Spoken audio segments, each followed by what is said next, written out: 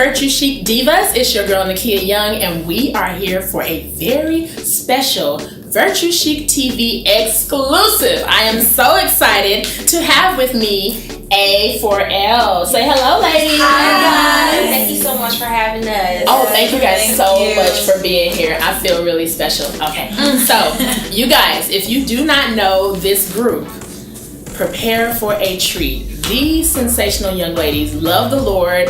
They can sing, okay? Because there's a difference between singing. Like singing, that's cute, but they can sing. And most importantly, they are anointed. So I am thrilled to have these young ladies here, and they just released an album. Yes. So what is the name of your album? Tell our watchers and listeners. It's a self-titled album, so it's called All for Love, which is the meaning of the acronym A4L, All for Love. So yeah. Awesome. And that just came out today, or a single came out earlier, but... Yes, so our project has been out 2 weeks. Okay. So 2 weeks from Friday, which Gotcha. would be the 4th, January 4th. Yep. Gotcha. And the single came out December 28th of last year. Okay, but they can get the album where? Where can they get the album? Well, right now it's on Bandcamp. Okay. So it's been out a couple of weeks, but it will be on all platforms, and we actually are getting our physical copies next Friday. So Okay. yes. Awesome. So let me get an introduction here. Let's go around and say your name, say your age, and a fun fact about yourself. Okay. Fun fact. Okay. Hi guys, my name is Alyssa. I'm 21 years old. A fun fact is I'm the tallest one of the group, even though I'm number 3 of the group. I'm 5'9". Okay. My name's Alexis. Wait, what was Name, age, and a fun fact. Okay. I guess you can tell where you fall in the order of the group Yes. too, because if you can't tell already, they're sisters. Okay, my name's Alexis. I'm 15. I am number 4. I'm the last one. And a fun fact, I went to NAMM to perform an original song last year in 2018. So Awesome. Now you got to tell them what NAMM is. It's a big deal. NAMM is like a huge music conference for musicians, artists, famous people go to this conference. And actually, I did this. I had this opportunity to perform an original song that I wrote with some classmates at school.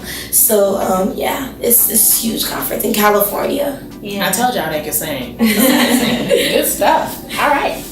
Hi guys, I'm Alin and I am 23 years old, making me the second oldest of the group. And a fun fact about me is I went to school for electrical engineering and I am an instrumentation and controls engineer. Oh wow. All right.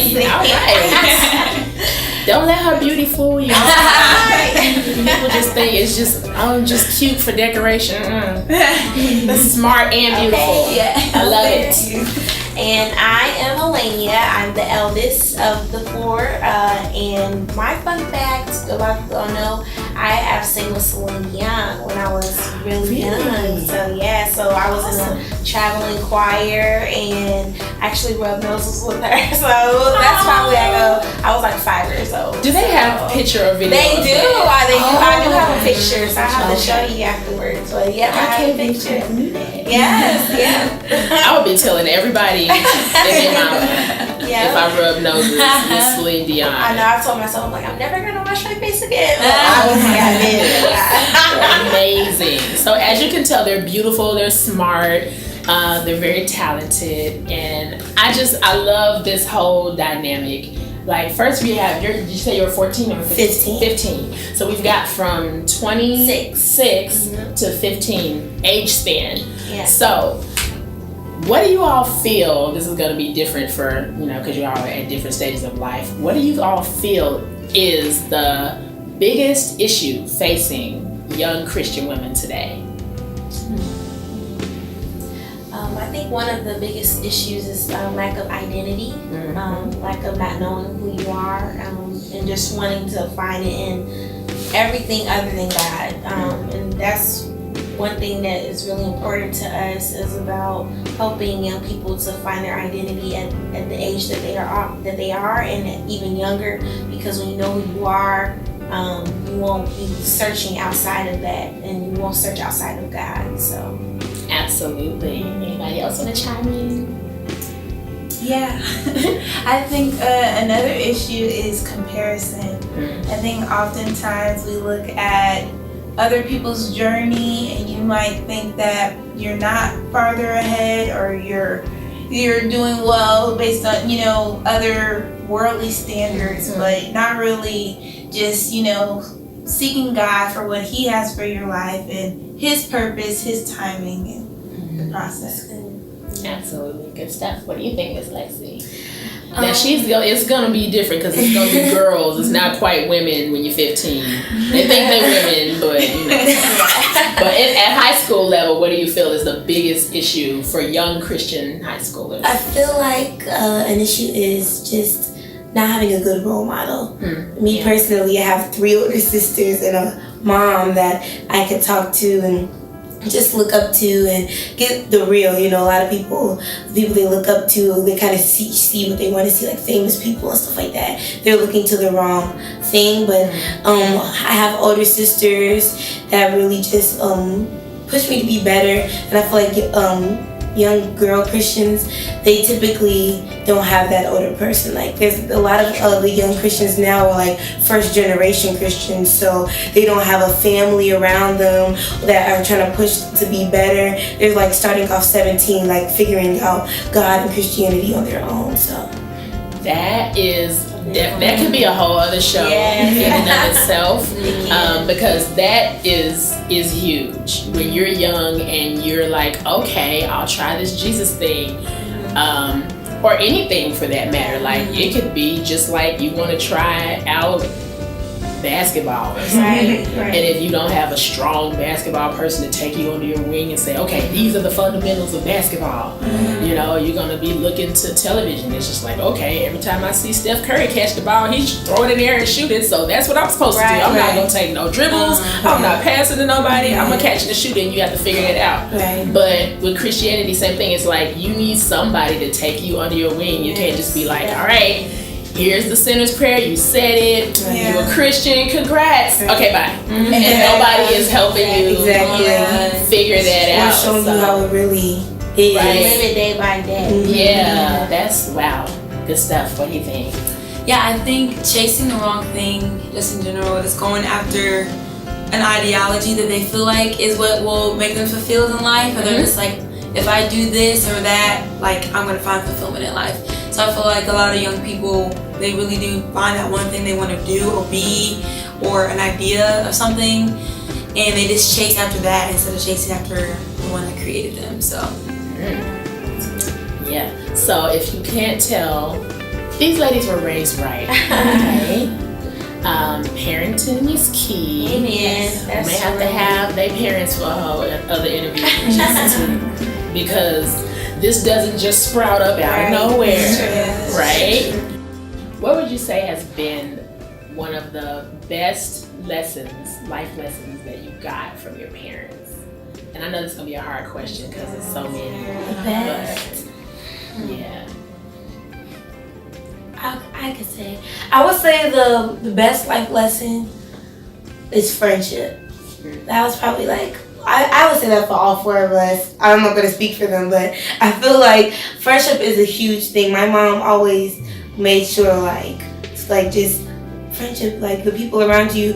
The scripture that was like, what is the one talking about the people around you and how the fruit would be like, bad company corrupts good character. Yes, bad company corrupts good manners. My mom always said that to us all the time, and I never really understood that. And if I would come home like acting a funny way, she'd be like, who you around? And I'm like, stop being around them. So like, bad company corrupts good manners. That was like the biggest lesson that I feel like really made me who I am. That's good.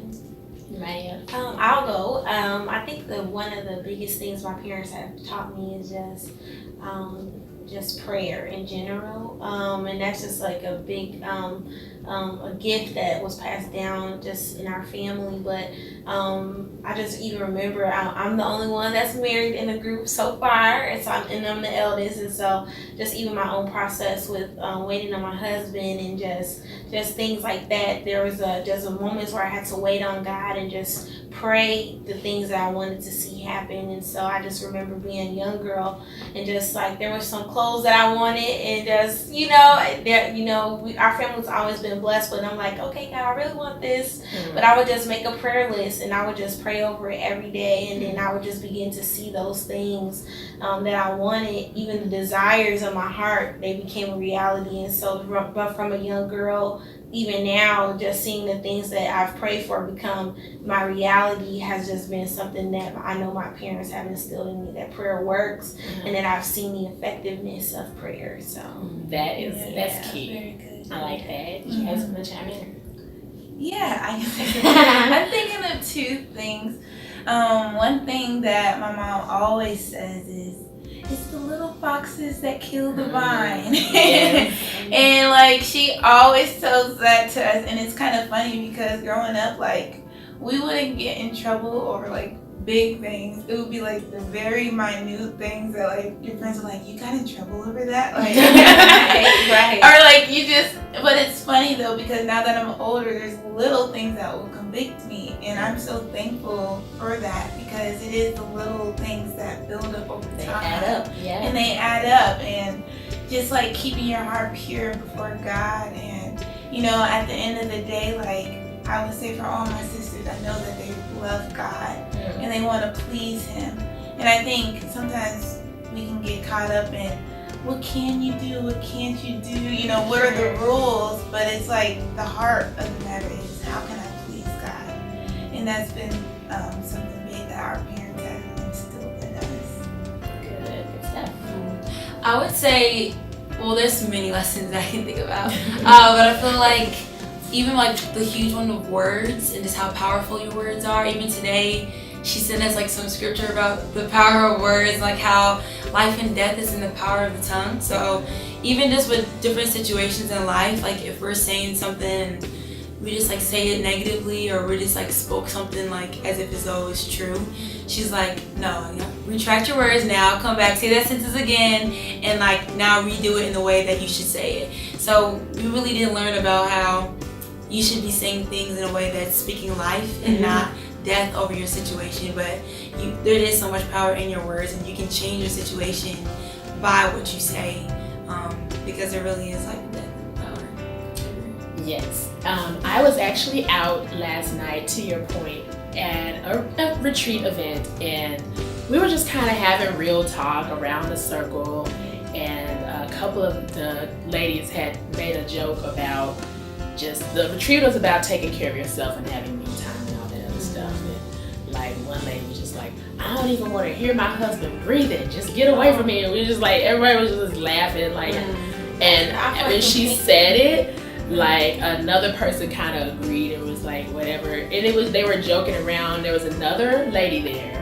and she left the room, and I just thought, I didn't think anything of it. Like maybe she went to the bathroom or something. When she came back, she didn't sit back in her seat. She kind of stood off from the group to the back, and she didn't really say anything until kind of the end. And she brought up that because somebody else had alluded to it or something, and she was just like, I can't, please don't say that. Like every time I hear you say it, something in my spirit just catches, because she had just lost her husband, and like a year or so ago, and she was just like, I know y'all didn't mean anything by it, but you have to be really careful about what you say, because I promise you don't want your husband to stop breathing. So please don't say that. But I mean, like, when something is funny, it's just like, I'm so dead. Like, people just like say stuff so haphazard with their words. You don't think about not thinking about it. Like when you,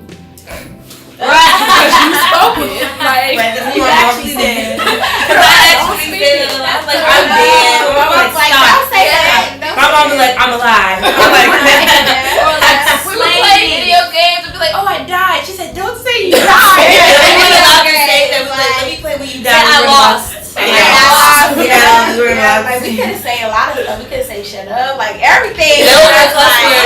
couldn't. Oh. Yes, it was like that. Communication serious. is key. That's so true. And it's irreversible. Yeah. It's irreversible. Once Yeah. you put something out in the universe, it's out there. So good stuff. All right, so I'm just I got my questions here, but I'm piggybacking off the answers and pulling other stuff out. Yeah. I want to talk more about the sisterly aspect because I think Elena, you brought up comparison is like one of the biggest issues. I can't remember which one you did. No problem. So how did you all deal with that as sisters? Because y'all seem to have a good rapport and get along great. I don't know what it is with siblings. Like there's so much about siblings not getting along or there being cat fights and that being considered normal. How Mama is shaking her head like, oh no, not in my house. Like, how did you all deal with conflicts? Like, our mom wouldn't let us fight. Like, We weren't allowed to. We weren't allowed to play fight. We weren't allowed to hit each other. We weren't allowed to even playing. Like we weren't allowed to play fight. Even when we just played, Mom's like, nope. No name calling. No name calling. No talking about anatomy. Yeah. We were never allowed anatomy. My mom always says like anatomy is something you can't change. Never talk about that about somebody. Yeah. That's true. Never talk about that. So like just that foundation with us being younger, like our mom wouldn't allow us to. And looking back, it would be like, hey, we just want to, But at the end of the day, like family is just everything. And so with comparison, like I think that we all know, like if one of us fails, we all fail. And so we always do our best to, we're never perfect, but we always just do our best to uplift each other, encourage each other. And like our mom wouldn't let us go to bed mad, if like everything. So whatever it was, like we just, for the next day, before the next day came, like we had to like correct it, right? Love on each other. She'll make us give each other hugs after we got upset. Like, it would just be like I just remember like these videos now that's coming out with parents like putting their kids in this my love me shirt, like the siblings getting the shirt. We didn't do that, but our mom would like make us like, she's like, now go play, like with each other, and like we'll forget about it. But I mean, I'm just thankful for that because we honestly really do love each other. So even now, would you say that those teachings have helped you in your conflict resolution skills with other women in your life, like friends and coworkers? Yeah, definitely. I'm very quick to apologize, like to my friends and stuff. And they're like, Alexis, you didn't even do anything. And I'm like, I'm sorry. So like they're like, Alexis, you apologize too quickly. Yeah. But it's like honestly, just those little things. Like my mom always, my mom always taught us to repent. Always be so repentant. So like every time something happens with like my friends and stuff like that, I'm very quick to like apologize, even if it's like I say like stupid or like a bad word. It's like, I'm sorry, like that's not even a bad word. So like stuff like that. Okay, let's talk about dating and relationships. Let's have some sister chat about that because that's a big deal. It is. yes. And we have one that's married. Yes. Is anyone else dating?